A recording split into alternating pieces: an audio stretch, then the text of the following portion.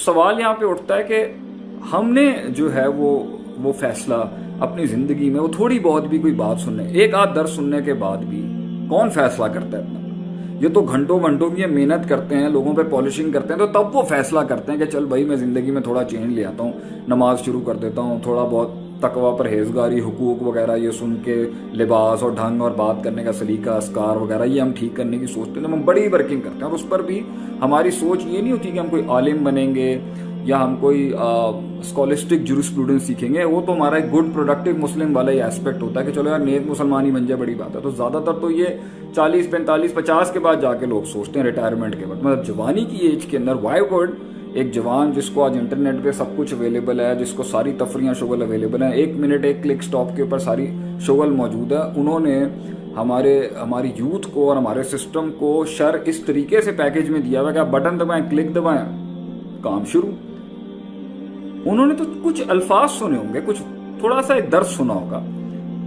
تھوڑی سی دین کی بات سنی تھی، انہوں نے اتنا بڑا فیصلہ کر لیا اس حق کو تلاش کرنے کے لیے. آگے منزل کا نہیں پتا، مقصد کا نہیں پتا، جس کے پاس جا رہے ہیں ان لوگوں کا نہیں پتا، وہ سیدھے ہیں، ٹیڑے ہیں، مزاج والے ہیں، چودھری ہیں، وہ بدماش ہیں، وہ مطلب عالم بھی ہیں، نہیں ہیں بھی تو حق پر ہیں یا علماء سو ہیں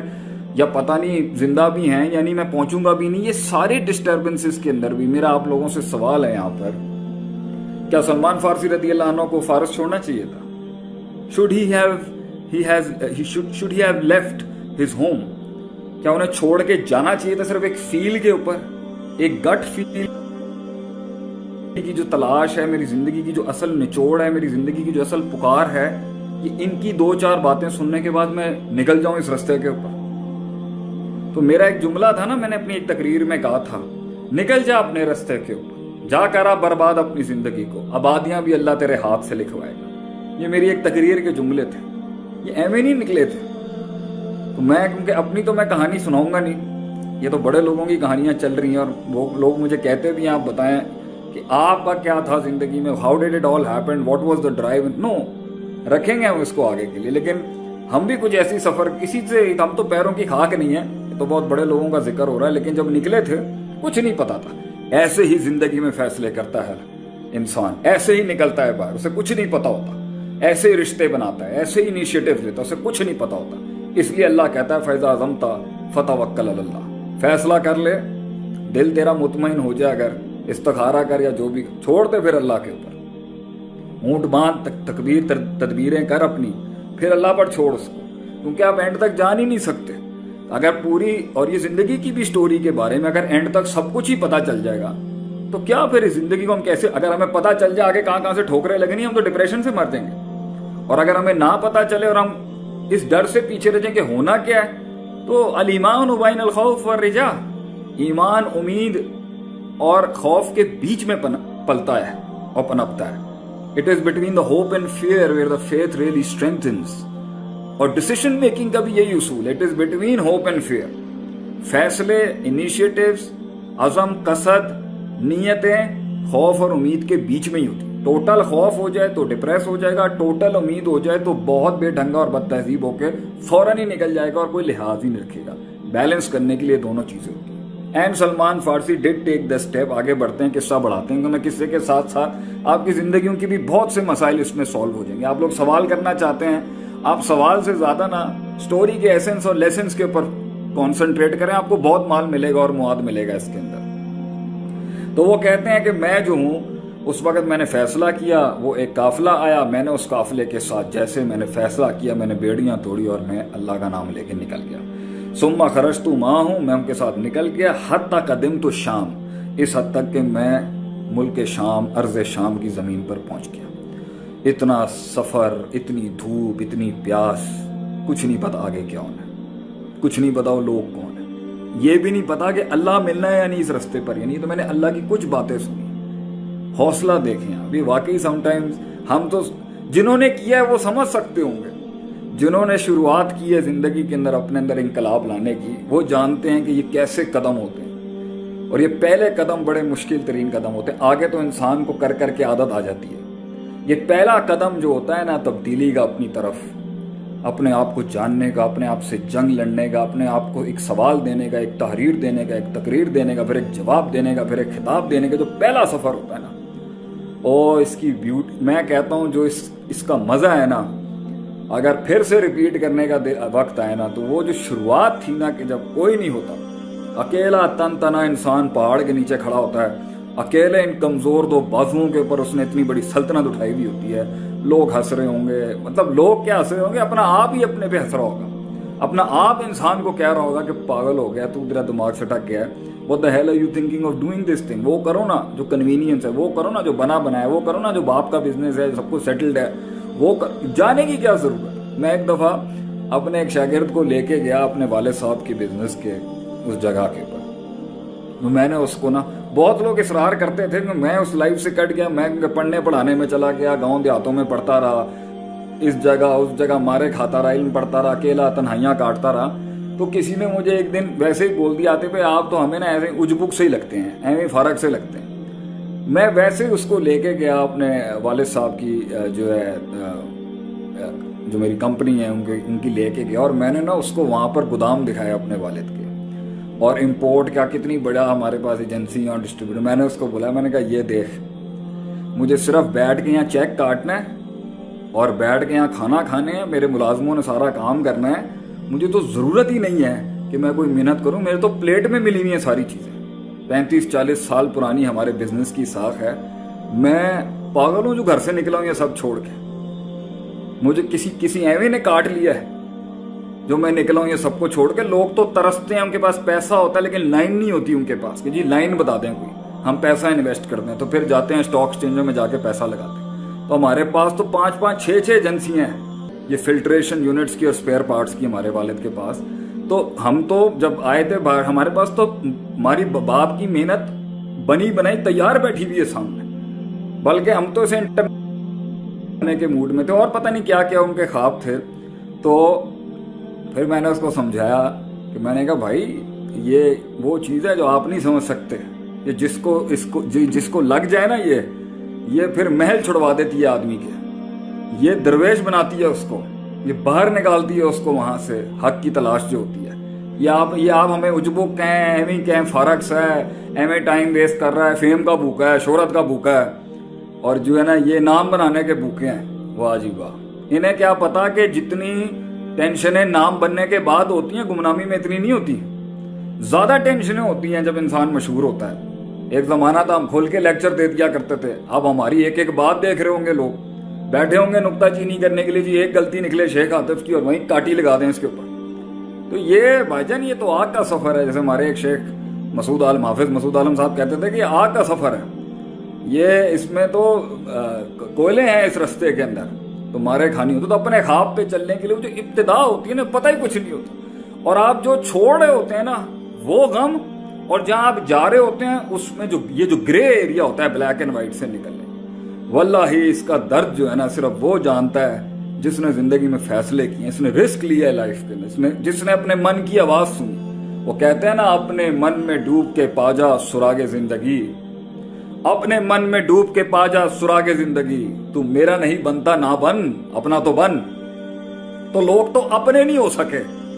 لوگوں کے کیا ہوں گے، وہ تو اپنے ساتھ جھوٹ بولتے آئے آج تک۔ تو یہی تو ایک وقت تھا نا، ہم سے کوئی پوچھتے آتے بھائی کیا مسئلہ تھا آپ کو، شیخ کیا ہوا کیا تھا، تو میرا ایک جملہ اس پر میں ضرور کہوں گا، میں جھوٹ نہیں بول سکتا تھا اپنے آپ سے۔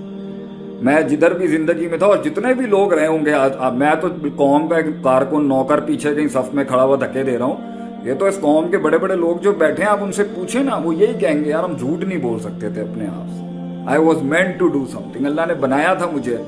کہ میرے اندر وہ پوٹینشیل تھا کہ میں آگے لے کے جاتا اپنی زندگی کو، اپنی سوچ کو، اپنے ہدف کو، میں اس پہ رہ نہیں سکتا تھا۔ لیکن میں جب ایک دوسری سائڈ بھی دیکھتا ہوں کہ ایک بہت بڑی قوم نے جھوٹ بول رہے ہیں، اور جب تو نبی انبیاء کیوں چپتے تھے لوگوں کو، جب کیونکہ وہ کہتے تھے یار ہم نے اتنی محنت کر کے جھوٹ کی اتنی بڑی بڑی فیکٹریاں کھولی، تو انہوں نے آ کے جو سارا بھانڈا پھوڑ دیا آگے سے، انہوں نے آ کے ان سچائیوں کے اوپر سے جو ہے وہ ان جھوٹوں پہ جھوٹ پہ سے پردے ہٹا دیے انہوں نے۔ اس لیے ہم حق یاد دلاتے تھے، وہ انسان کو اپنی زندگی وہ احسن تقویم یاد دلاتے تھے لوگوں کو، لقد خلقنا الانسان، تو جو اللہ نے بنایا کس لیے تھا، اور تو اسفل سافلین ثم رددناہ اسفل سافلین، تو چلا کہاں پہ گیا؟ لیکن اب کیونکہ اب ہم نے آپ نے سودا تو کر لیا نا اپنی روح بیچنے کا،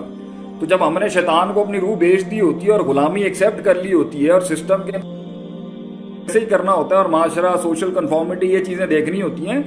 تو بھائی ایک ماحول بنایا جاتا ہے کہ نام بھی نہیں لیا جائے اس چیز کا جو انسان میں وہ انقلاب کھڑا کرتا ہے۔ اس لیے وہ جو دقیانوس نہیں تھا یمن کا تھا، سیرت کے اندر کبھی آپ پڑھیں گے کہ جس نے یہ کیا کہتے ہیں اس کو، یہ اللہ آپ کا بھلا کرے، یہ جو ابرہا تھا نا جو ہاتھی لے کے آیا تھا مارنے کے لیے، تو ابرہا جو تھا، نہیں یہاں ابرہا سے پہلے جو یہاں پر تھا دقیانوس، یہ اصحاب بروج کا جو واقعہ ہے، اس نے اللہ کا نام لینے پہ بھی بین لگا دیا تھا۔ تو وہ ایک وہ کہانی ہے، وہ بھی مسند احمد کی ہے کہ وہ بچہ جاتا تھا جادوگر پہ، اس نے کہا تھا جادو سیکھنے جا، تو بیچ میں ایک راہب آتا تھا تو اسے سیکھتا تھا، بڑی لمبی کہانی ہے پھر سناؤں گا قصہ کبھی۔ تو وہ ذالک الفوز الکبیر سورہ بروج کی سیاق کے اندر وہ قصہ آتا ہے کہ اس نے اللہ کا نام ہی بیان کر دیا تھا، کبھی نام ہی نہ لے۔ اسی طریقے سے لوگ نا ہماری زندگیوں کے اندر نا کچھ ٹرمز اور کچھ باتوں کو نا بین کر دیتے ہیں کہ بھائی یہ بات بھی نہیں کرو، یہ بات چھیڑیں گے نا تو وہ بوتل میں سے انقلاب کا جن نکل آئے گا باہر، وہ بوتل کے اندر سے نا وہ اتنا بڑے دھواں کرتا ہوا آ جائے گا زندگی کے اندر چینج لانے کے لیے، تو وہ بوتل بند ہی رہے تو اچھا ہے۔ تو اس لیے لوگوں کو یہ چیزیں چبھ جاتی ہیں کہ یار ہم نے اتنی مشکل سے اپنے آپ کو کاسمیٹکلی بنایا اور لوگوں کے مطابق بنایا کہ جی ہم برانڈز اور پیسہ اور دولت اور یو اور شو اور فو اور یہ ٹھا کر کے، اور یہ حضرت نے آ کے جو ہے نا سکسیس اور زندگی کی بات ہی کچھ اور کر دی۔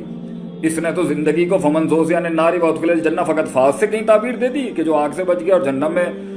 سے بچ گیا اور جنت میں چلا گیا وہ کامیاب ہے، یا وما خلقت الجن والانس الا لیعبدون کہہ دیا، یا کہہ دیا اولئک علی ہدی من ربہم واولئک هم المفلحون۔ اس نے تو ڈیفینیشن ہی بدل دی۔ ہم نے تو اتنی مشکل سے سکسیس اور سیٹسفیکشن کو اس پیسے، دولت، چودراہٹ اور نام اور پیسہ اور اس کے ساتھ روکا ہوا ہے۔ اگرچہ یہ چیزیں دنیا کے اندر اگر صحیح ڈائمینشن اور آئیڈیالوجی سے کی جائیں تو یہ غلط نہیں ہے۔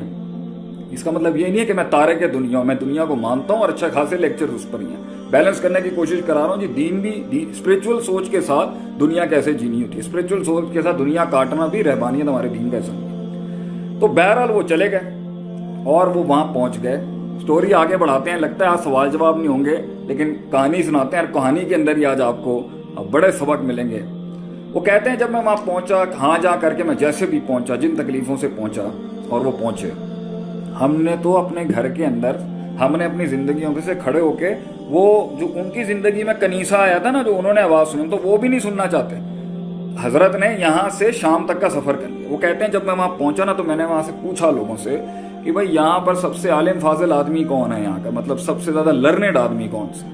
انہوں نے کہا الاسقف فی الکنیسہ، یہاں کا بشپ ہوتا ہے، بشپ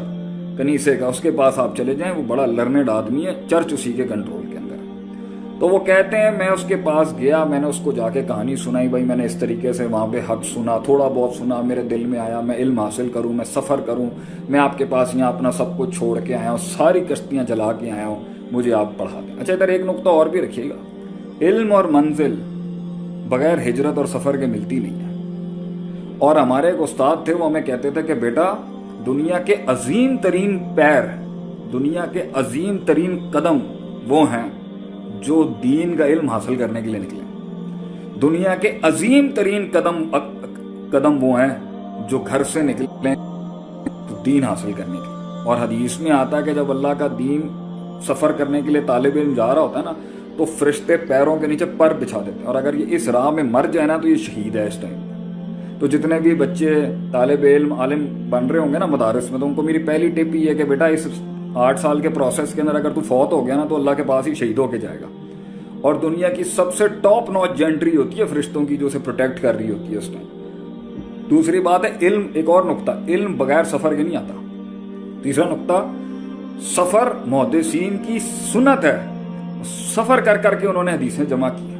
تو جتنے بھی علماء گزرے ہیں، پہلے زمانے میں یہ یونیورسٹی کالجز کا کانسیپٹ نہیں ہوتا تھا، پہلے زمانے میں ایک شیخ، ایک عالم، ایک مینٹر جو ہوتا تھا نا وہی یونیورسٹی ہوتا تھا۔ لوگ سفر کر کے اس کے پاس جاتے، اس کی صحبت میں رہتے، ان کا لوٹا اٹھاتے، ان کے پیر دباتے، سر دباتے، محنت کرتے اور وہاں سے فن حدیث سیکھ کے آتے۔ پھر سفر کر کے جاتے ہیں وہاں سے کہیں نیسا پور جاتے ہیں، کہیں وہاں چلے جاتے، کہیں قرطبہ جاتے ہیں، وہاں جا کے اس سے تفسیر کا فن سیکھتے، تفسیر کا فن وہاں سیکھتے، پھر سفر کرتے ہیں، پھر سفروں کی مار کھاتے، دھول مٹی سیکھتے، کہیں اصول فقہ سیکھنے چلے جاتے ہیں، پرنسپلز آف جورسپروڈنس، وہاں سے نکلتے کہیں پہ اصول حدیث سیکھنے چلے جاتے ہیں، پھر کہیں اور جاتے کہتے جی ان سے فلاں جگہ پہ جا کے ان سے میں نے قرآن ایک بار میں یہاں دہرا لیتا ہوں، ان کے پاس سنا ہے ان کے پاس قرات کا بڑا علم ہے، سبع عشرہ جو ہوتی ہے آپ کے ساتھ قراتوں میں. اس طرح لوگ سفر کرتے تھے، ان کے علماء اس ٹائم پر یونیورسٹیاں کنسیڈر کیا تھا. اب وہ دور ڈیفرنٹ ہو گیا، اب وہ معہد آ گئے، انسٹیٹیوشنز آ گئے، یونیورسٹیوں کے، ساری دنیا کے پھول جو ہیں وہ اب ایک ہی ادارے میں مل جاتے ہیں. کتنی کنوینئنس ہے، لیکن پھر بھی جو لذت سفر کر کے علم حاصل کرنے میں ہے نا، وہ کسی بھی چیز میں نہیں ہو سکتی، کیونکہ وہ آپ کو احساس دلا رہی ہوتی ہے. یہ سنت ہے، طویل عرصے کی سنت ہے کہ سفر کر کے علم حاصل کرنا، اہل علم کے پاس جا کے ان کے قدموں میں بیٹھنا، ان کی خدمت کرنا، ان کے سر دبانا.